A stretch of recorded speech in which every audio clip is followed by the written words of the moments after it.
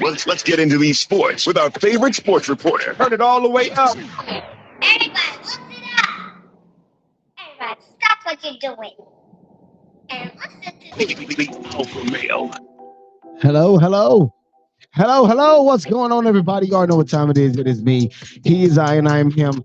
I am he that they call the Alpha Male. Welcome to Alpha Male Sports, ladies and gentlemen.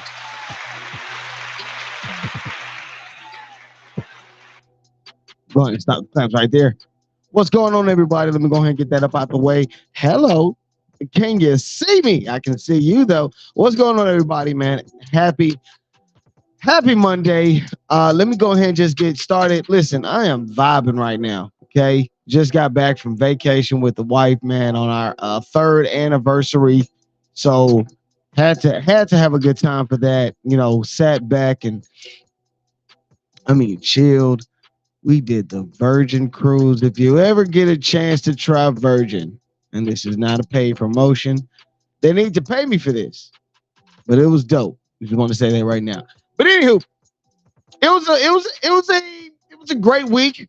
I didn't talk to you last week about Oregon and Colorado. And let me take my shades off just a tad, because I'll put those on just to give the full effect. Because last week, well, the week before last, the game before last, we was all hyped up about Coach Prime versus Coach, what was it, Norvell or something like that? Yeah, Coach Norvell over at Colorado State University and stuff like that. So everybody was wearing their glasses during whatever. He kept saying he takes his glasses and his hat off when he speaks to adults. But anyway, just want to keep the thing going. We didn't talk about the matchup between Colorado and Colorado State, which was pretty good.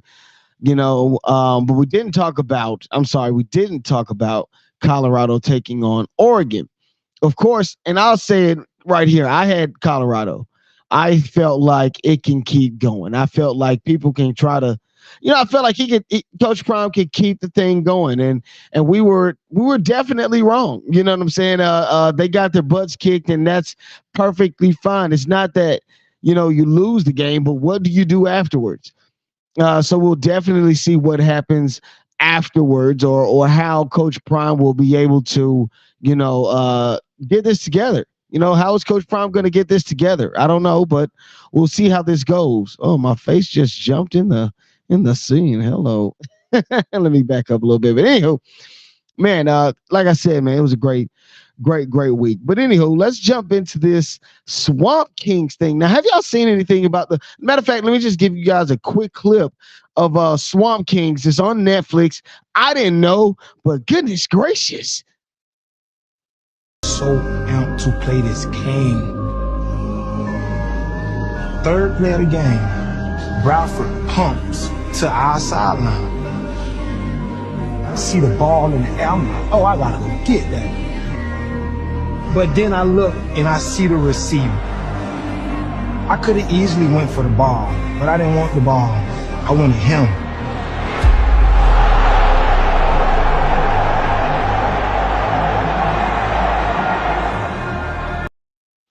Now, of course, that was one of the players out of Florida. The run for Florida, which essentially, in my opinion, started off the whole, SEC reign of terror over all of college sports, between Florida, LSU, Alabama, which all came from like one side of the SEC, but Florida being on the east side of the division. Anywho, before all of this stuff, conference alignment, but it was really interesting. It had me locked in. I ain't gonna lie. About a couple hours before the show, I was just sitting down and I'm just in amazement because, of course, that was around the time I was in college. I was at Benedict College at the time, so we were tuned in not because of what we weren't tuned in because we played football. We were tuned in because it was Florida. I'm just kidding, but we definitely paid attention.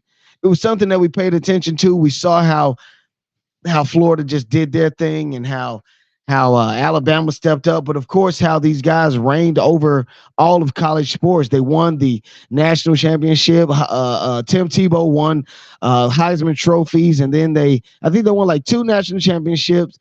Tim Tebow with 2 Heisman trophies. It was incredible. Just the run that they had was incredible, and then the fact that the whole SEC started to follow suit. LSU started to win. Alabama had an incredible run. Seems like it's going to come to an end now. And we'll get into that in just a second, but it was incredible. It was incredible to see. If you do get a chance to watch it, please, please, double please, ask you 3 times. Please watch Swamp Kings on Netflix. It was incredible. It was something I found impressive. Make sure you go check it out. All right, now let's go ahead and get into the top 5 rankings.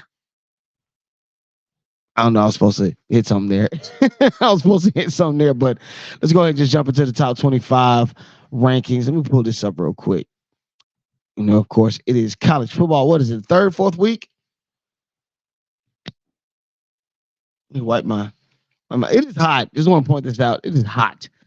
I always get hot around this time with around all my stuff. Let me get some mood music in the background. There you go. Anywho, going to the top 25 NCAA top 25 standings, rankings, all that good stuff. Of course, UGA is back at has always been at the top at number 1. Michigan number 2.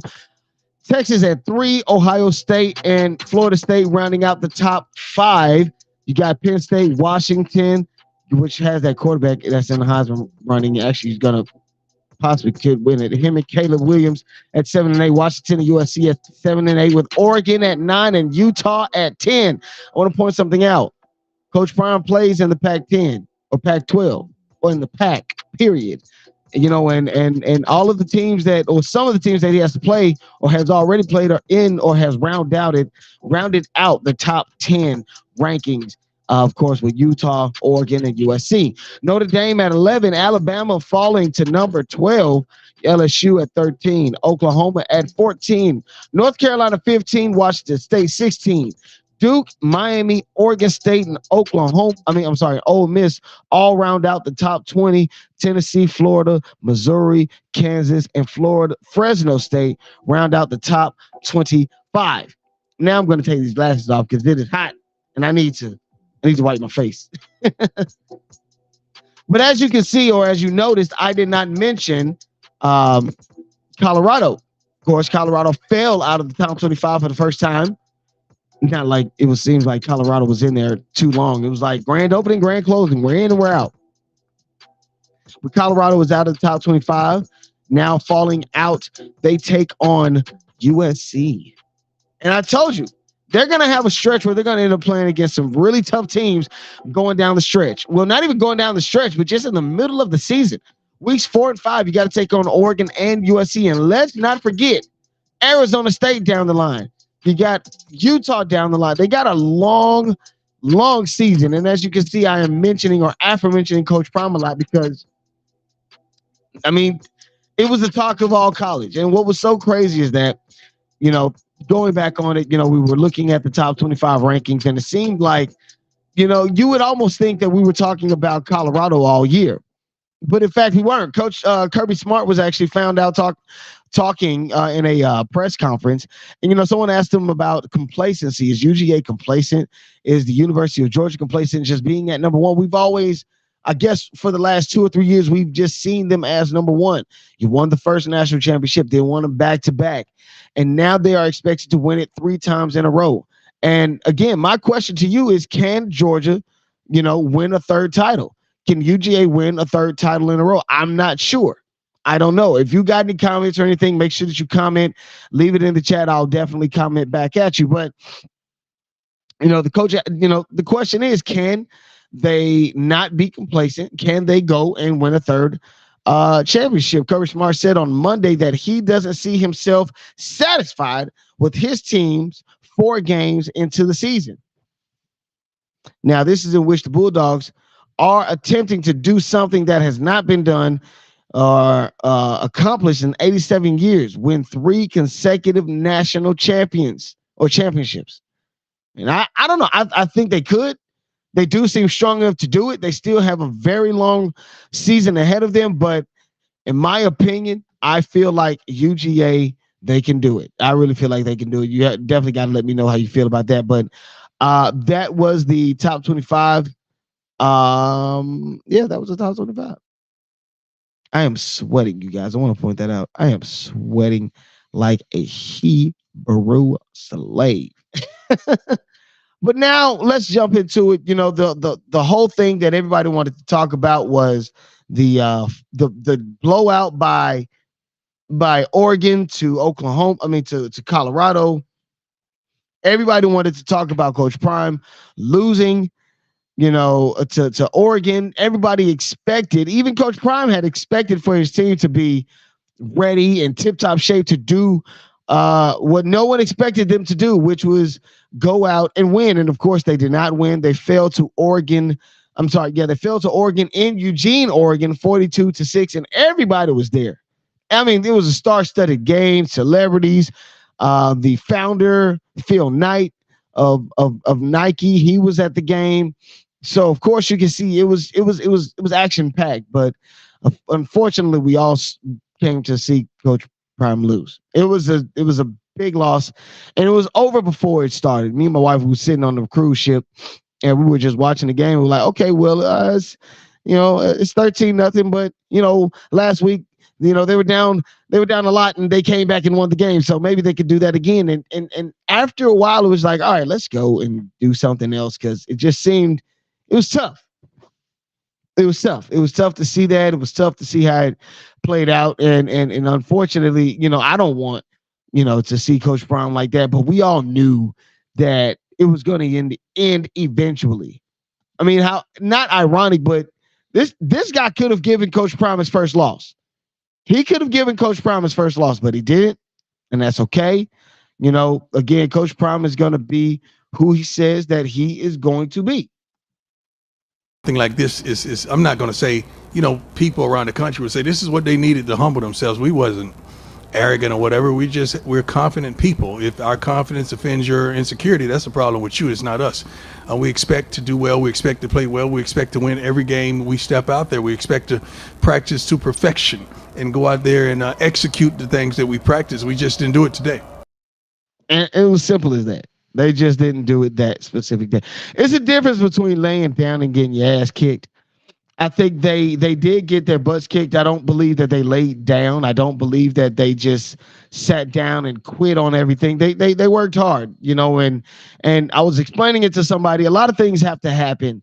Nowadays people don't watch football. They watch their phones and highlights of football or highlights of whatever their favorite sports is, and then they'll say from said highlight, oh, that guy must be the man, or that woman, she must be. And, you don't know. Watch the full game, watch the finished product, watch it in all of its glory. You got to finish the drill because it's a lot of things that has to happen before you can say that someone is good and or bad. So yeah, just make sure y'all just watch it. You know what I'm saying? Watch what you're talking about. Know what you're talking about as well. I'm a part of the Stews chat group on Facebook, and it's a lot of back and forth and a lot of discussion about Coach Prime. And in all honesty, I don't think there's much discussion about it. Period. Hey, if he's doing good, great. If he's not, hopefully he does better. You know what I'm saying? That's how I feel. That's how I feel, and we can leave it at that. But it was a tough loss for Coach Prime, earlier this week. And again, next weekend does not look any better. Again, they go up against USC. Caleb Williams, is it? Yeah, Caleb Williams, front runner for the Heisman Trophy, is going to kick some booty. I'm serious. It's going to be a really good game. Expected to be, something that most people are excited to see. It's going to be in Colorado at Folsom Field. So, all the celebrities are going to be there. All the folks are going to be there. If you're looking for tickets are as low as $234, but I don't believe that is actually true. I'm looking on Vivid Seats right now. Yeah, it says the lowest tickets is Upper Bowl. I don't know how that works. I don't know if that's true or not, but it's going to be a very expensive game to get to, and a very exciting game that we're going to watch. It's going to be at 12 noon on Saturday. I'm going to be watching for sure. Shiloh versus Caleb Williams. Again, earlier this season, both were looked at as front runners for the Heisman Trophy. I think Shiloh might have fallen. I mean, Shador might have fallen down a tad bit, but I think both are still looked at to possibly be, within the realm of could possibly win. I think Caleb Williams can win it, but also the quarterback up in Washington, I think he can also win it as well. It's really interesting to see how these quarterbacks just air it out and then see if Travis Hunter can find a way to get back. If Travis Hunter can get back, I think that'll be fun too because this guy has a lot to prove. If you if you've been watching the news, he actually sent something to Coach Prime saying that he has to get back and he's not taking no for an answer. And Coach Prime just basically said, "Hey, I care about you as a player. I don't want you to get hurt." So he said, "Just get well, and we'll see you when you get back." So as you can see, it's a big deal with the old Heisman thing. I'm sweating my head off right now, but I'm gonna deliver to you guys a good show. Ladies and gentlemen, you are listening to the Alpha Male. This is Alpha Male Sports. He is I, and I am him. I am he that they call the Alpha Male. Now, I want to let you know I am involved in a, what do you call it? A fantasy league. Yeah, I'm involved inside of a fantasy league, and I really want you guys to I don't know, help me out. Give me some insight what I got to do to get better at my fantasy and my fantasy picks, fantasy football. Just help me understand what do I have to do to get better because I don't know. But let me see if I can find. Let me see if I can find myself because I want to know how this works. And then somebody, y'all do seriously. You guys got to help me out with this thing because I'm learning how to do fantasy. This is like the second year I'm doing it, but this time it's for money. This time it's for all the marbles. This time we're going for the gusto. So I have to, first of all, I have to stop looking so goofy. But seriously, want to know how to do this whole fantasy football thing, fantasy league, getting the picks in and stuff. I think I got some good picks this year, but I'm going to be bringing in my commissioner of my fantasy league, Todd Butte. Going to bring him in. We're going to talk about some fantasy things. That this upcoming Wednesday, we're going to talk to him and we're going to get you guys some insight. Those of you that are into fantasy football, I know everybody done progress to the gambling and the sports betting, so we'll deal with that another time. But yeah, definitely, I'm going to be dealing with some fantasy football. I'm just seeing how this season goes. I do want to win. I think I picked to win, but if I don't, I'm going to see if I can see if you guys got any insight to help me out, help me get to a better place in my fantasy football thing or whatnot. Yeah, I think that's what it is, right? Being a dean or whatnot, just owner of a team. That's right, owner of a team. Here you go. But anywho. If they're traveling into the world of the NFL football or NFL football, I know that you guys saw Travis Kelce got his. I don't. Are they boyfriend and girlfriend? Are they infatuated with each other? Do they go together? I don't even think Patrick Mahomes really believe. Well, I don't know if he definitely believes him. He didn't believe that Travis Kelce was going to bring her, but he said he was, and he did, and he scored a touchdown, and this was her reaction.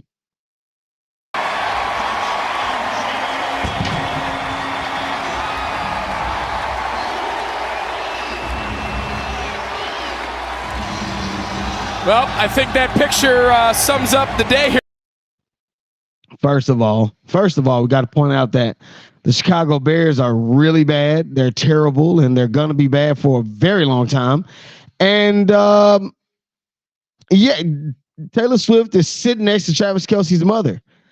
He said he was going to do it. He did it, and that's pretty cool. Got to point that out. So my question is, are they together? Like, do they go together? Like, are they serious about each other? I don't know. They didn't hold hands. He was bringing her through the football locker room and after the game. But are they together? Are they a thing? You dig what I'm saying? I don't know. I don't think so. But if they are, that's more power to them. More power to them. Now, before I get out of here, I got to talk about it. I got to talk about how embarrassing it was and how he felt. It was embarrassing and tough to watch. Let me get it right. Let me get it right. First of all. I guess y'all gonna have to see it like this. Here we go. was embarrassing and tough to watch. I know that you said it's embarrassing, but this is kind of an historic game. I mean, this is I'm aware. third time the team has scored 70 points, over 700. What's the question? I mean, What's the how do you question? feel about it being I just finished telling you. historically embarrassing? Next question. That was Sean Payton talking with the media. Just getting straight to the point. It was embarrassing. It was a tough loss. And what's worse, being beaten by 50 or not scoring a point at all? Like when you really look at it, what's worse? It looked like Russell and the Broncos are really, it's really tough. They're really trying to find a way to get things right. And that is the end of the show.